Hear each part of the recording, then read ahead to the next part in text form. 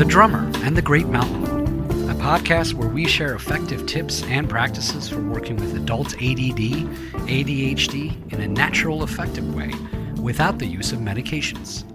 Each episode, join me, your host, Batman Saram, along with the author of The Drummer and the Great Mountain, Michael Joseph Ferguson. Join Michael and myself in an interactive discussion of sharing our stories as we journey together in transforming what can be the gift of being what we call hunter types.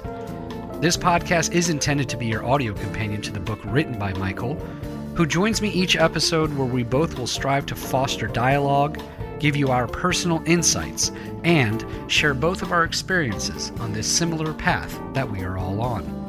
Our intention and hope is that along with the book, this podcast gives you an additional perspective as you listen to us delve deeper into each chapter of the book to give you even more tools to go along with what it is that you are reading. Visit us at drummerandthegreatmountain.com to purchase the book and look for more tools, tips, and updates, as well as giving us feedback on this podcast. Join our growing global community of creative types, entrepreneurs, and out-of-the-box thinkers on our shared journey. Welcome to The Drummer and the Great Mountain podcast.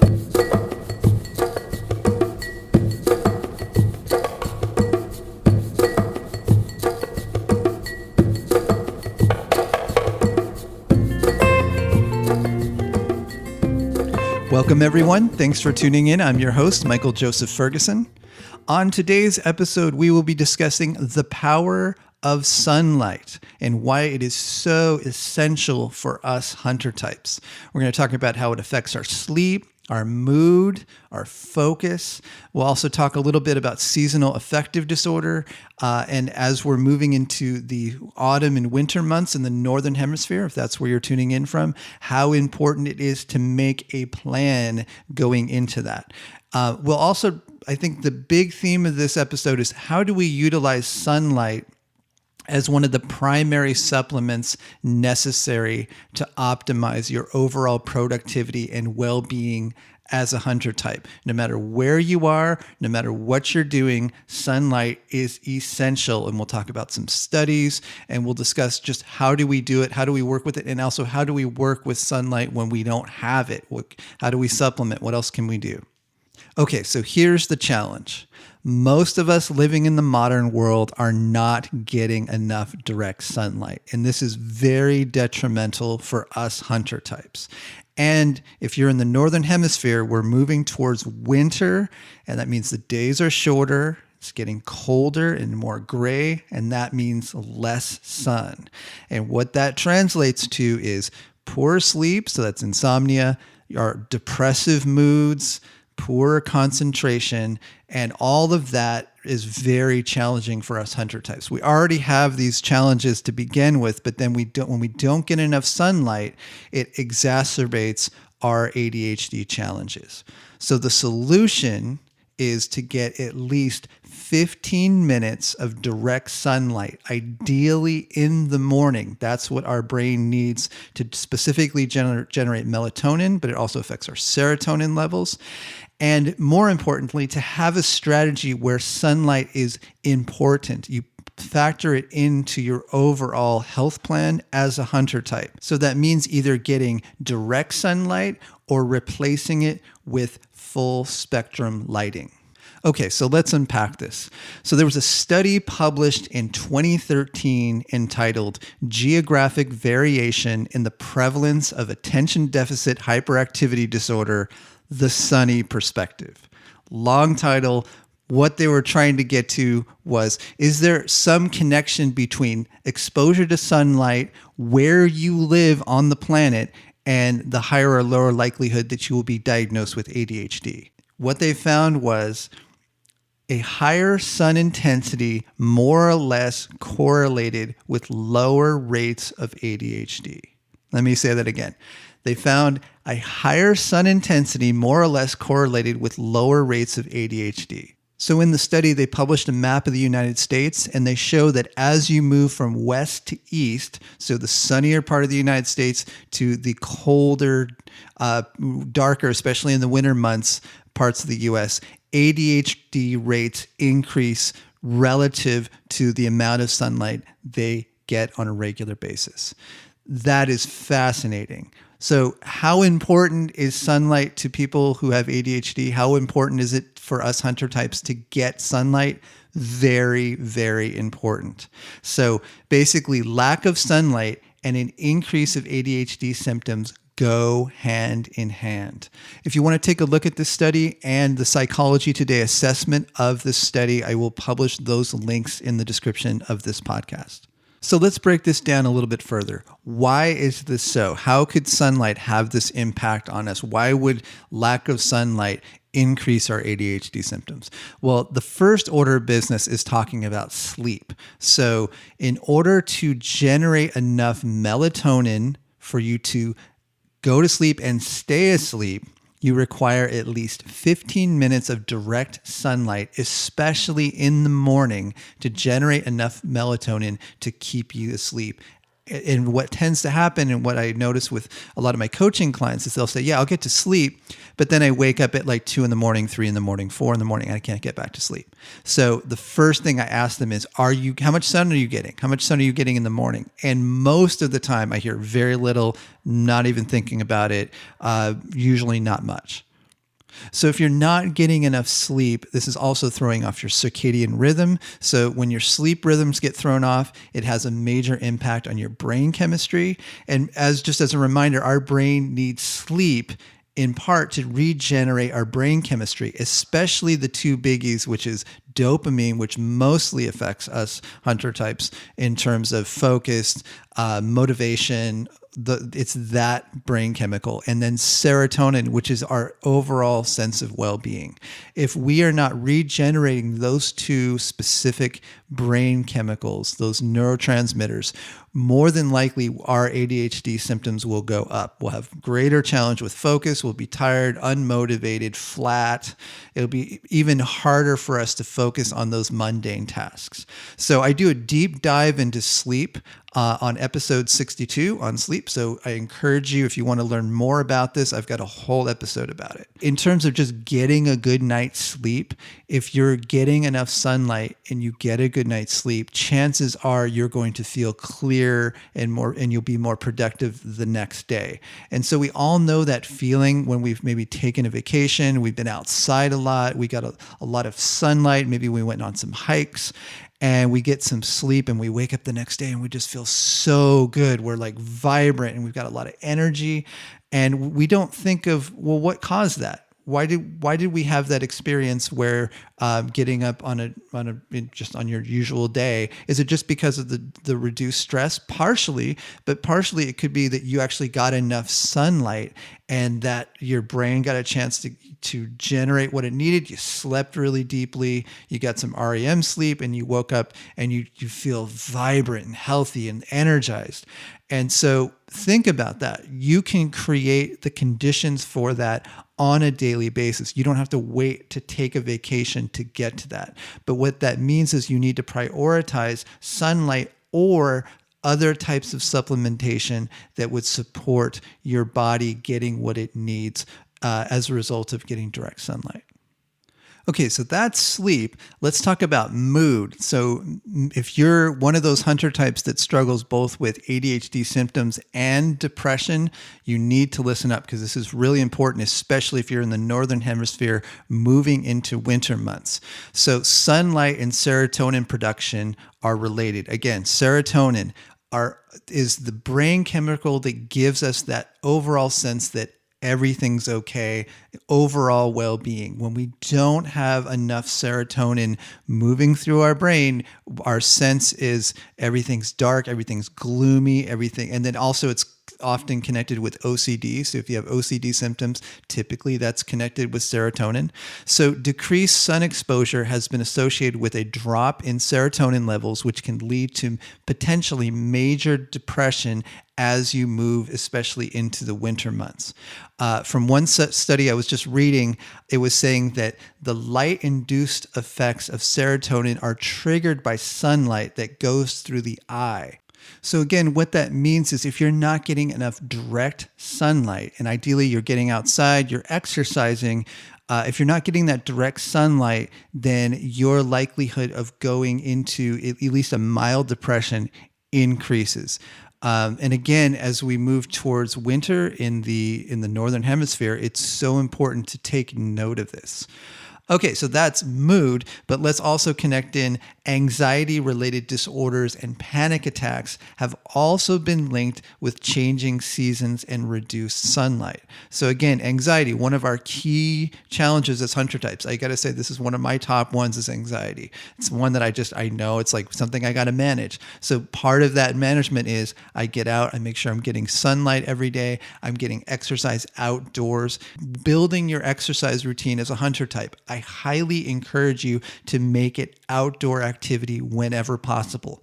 Again, not always possible when you're living in colder climates, especially when it's really cold and rainy. And we'll talk about that in a second. Like, what are some other things you can do?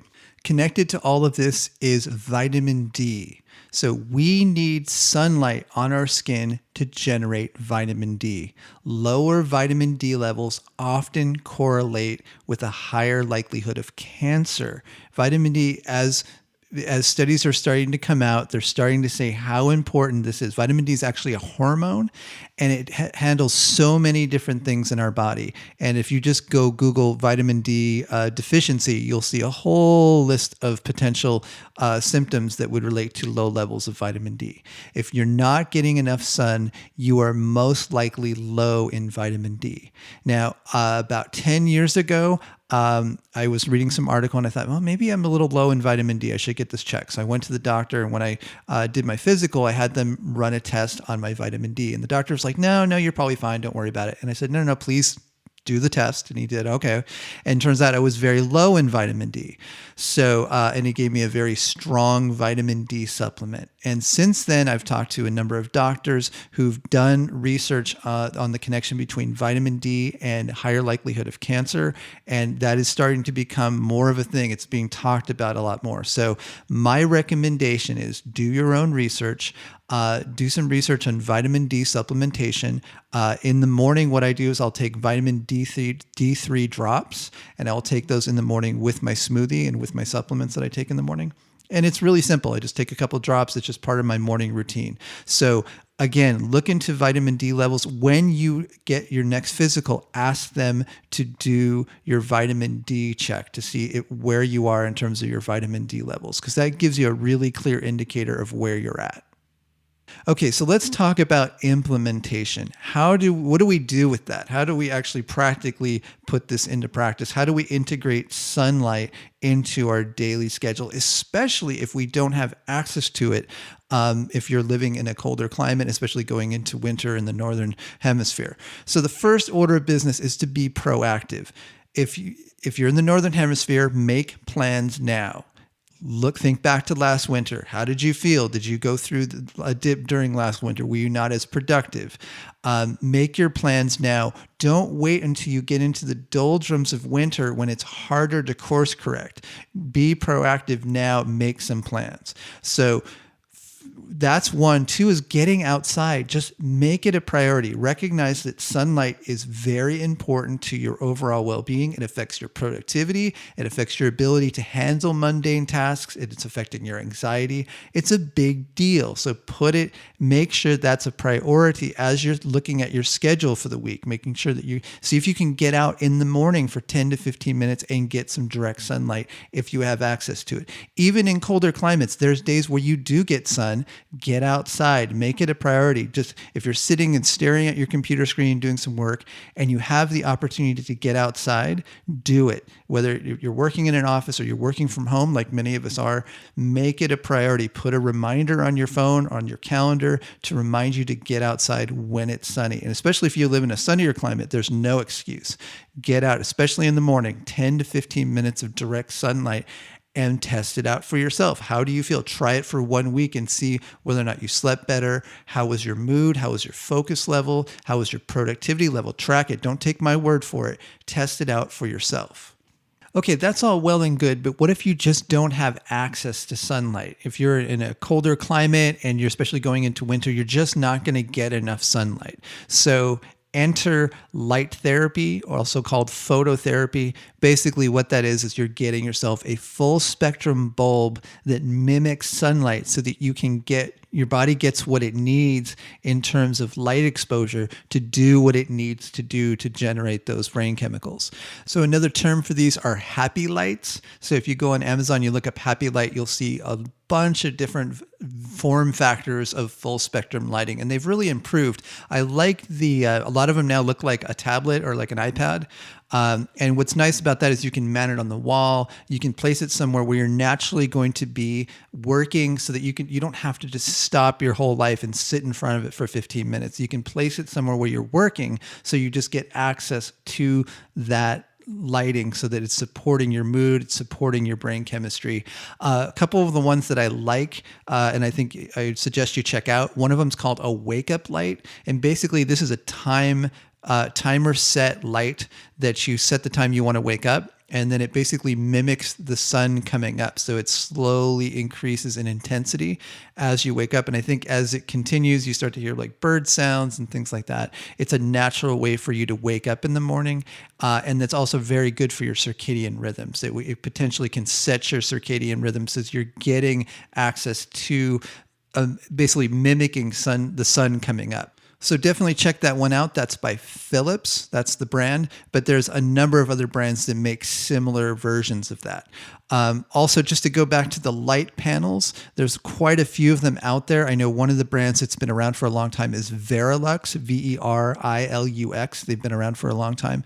And what you want to do is basically look into these. They're not that expensive. They run from like $30 to $40, and then they go up to a couple $100. But you don't have to spend a lot of money, but it could be well worth it. It could be just a huge positive investment into your overall well-being. Think about how do you integrate this into your morning routine?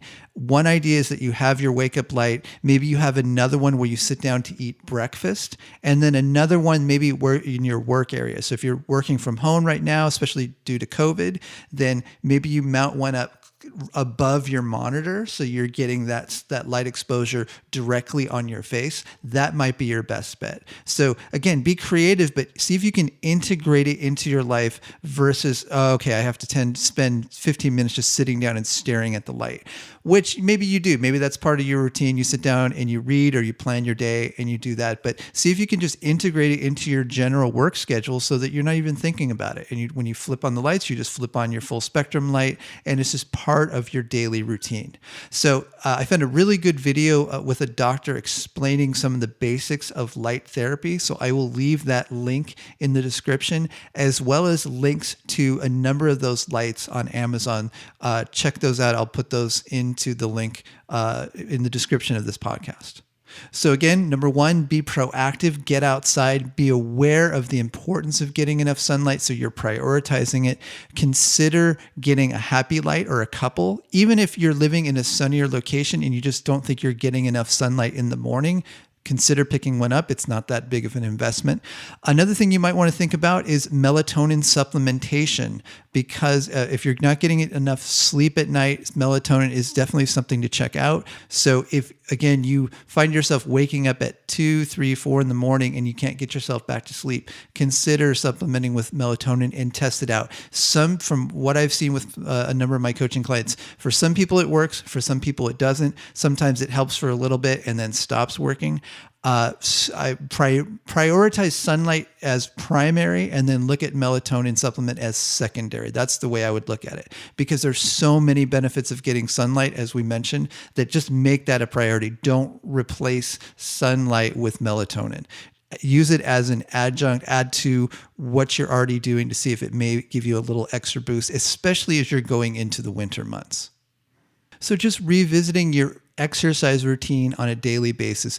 Again, what I constantly recommend on these podcasts as one of the primary supports for our overall well-being as hunter types is getting 10 to 15 minutes of cardio minimum per day, and see if you can connect that with getting some sunlight.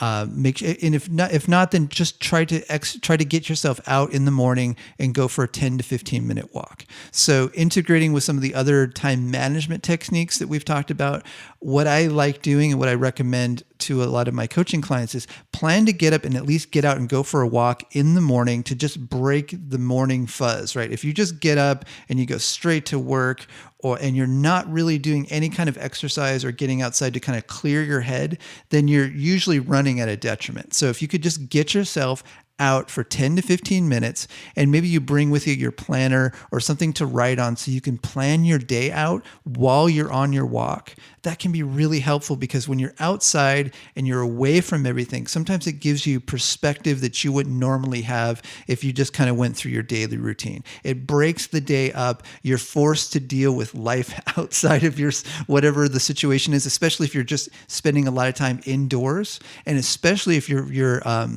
feeling a little bit isolated. Getting outside is really helpful. I know with COVID, it's challenging sometimes, but put your mask on, find a location, find a park nearby that you can walk to, do something that just breaks the day up, and ideally get you some sunlight in the morning if the sun is out, and see if you can do some of your daily planning while you're out. At least, even if you're not writing it down, just think in your head, okay, what do I need to do today? Just get yourself into that habit. And if you have your phone with you, maybe you jot down a couple notes on your phone, and then you come back and you start your day. So the question I always have is how do you integrate this into your daily routine? And to me, that's one of the key ways to do it. And if your exercise routine is more in the afternoon, evening, then you may, again, want to look at one of the happy lamps, look at light therapy as an adjunct, as an add-on to what you're already doing so that you're getting that sunlight in the morning, and see whether or not that actually impacts your sleep, impacts your overall well-being.